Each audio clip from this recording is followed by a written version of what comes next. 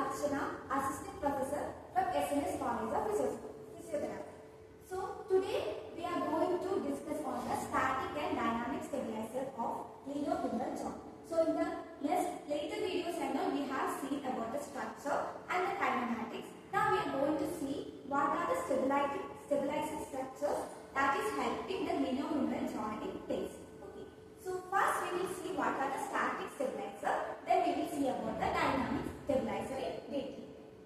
So from the name only, what is static stabilizers? The stabilizing structures that when the joint is in no motion, it is not moving at that time. What are the structures that is providing the stability? So basically you know how the structure is formed.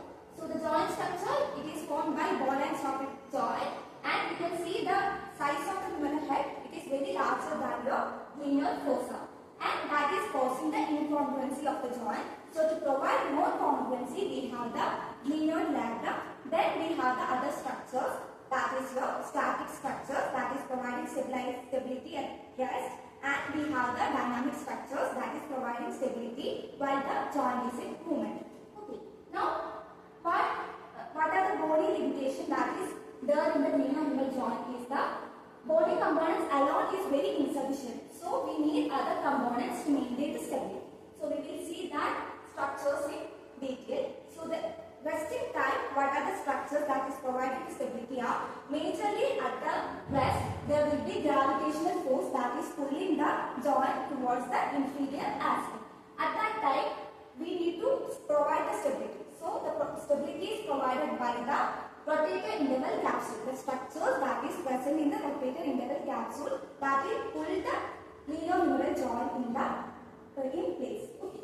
So what are the structures that is present in the rotator interval capsule is the superior capsule. Then you have the glenohumeral ligament. Then you have the coracohumeral ligament that will be stabilizing these structures. So the pull of the gravitation will be resisted by this rotator interval capsule structures. This is how the stability is provided by the static structures.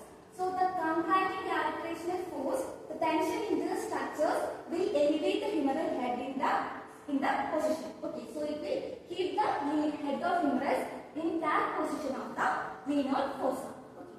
So what are the glenohumeral ligaments you have? So the main glenohumeral ligament, it has three bands, that is superior band that is providing attachment from the glenoid fossa to the head of humerus. Then you have a middle glenohumeral ligament. Then you have a inferior glenohumeral ligament. Then other ligaments are the coracohumeral ligament that is connecting the coracoid process to the glenoid fossa of scapula. Then there is a transverse humeral ligament that is connecting between the intertubercle of your head of humerus. So we will see about the force vectors in static stabilization. So the combination of the gravitational force and rotator interval capsule tension compresses the head of humerus into the glenoid fossa. You can see the force vector.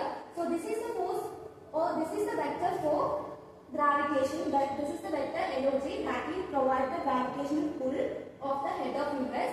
Then you can see this is the force vector of your rotator interval capsule. So it is moving upward. So if you see that this force vector is you have a parallel component, then you have a perpendicular component. When you connect this force vector, you will get a resultant pull, and this resultant pull is compressing the joint towards the glenoid fossa.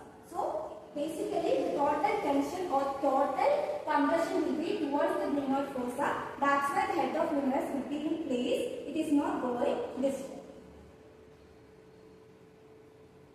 Now the additional static stabilizing mechanism is the negative intra-articular pressure and then the glenoid inclination. So the negative intra-articular pressure is provided by the glenoid.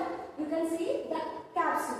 The capsule of the glenohumeral joint, it is very airtight and it will provide a vacuum effect. So what happens? This vacuum effect will keep the glenoid head in place and it will not keep the glenoid head inferiorly dislocated.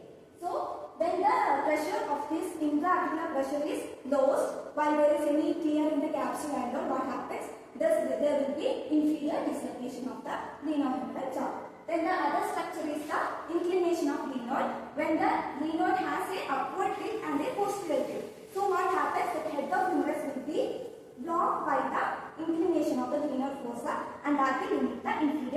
stabilization of the glenohumeral joint. So these are the static stabilizer. We will see the dynamic stabilizer in next video. Thank you.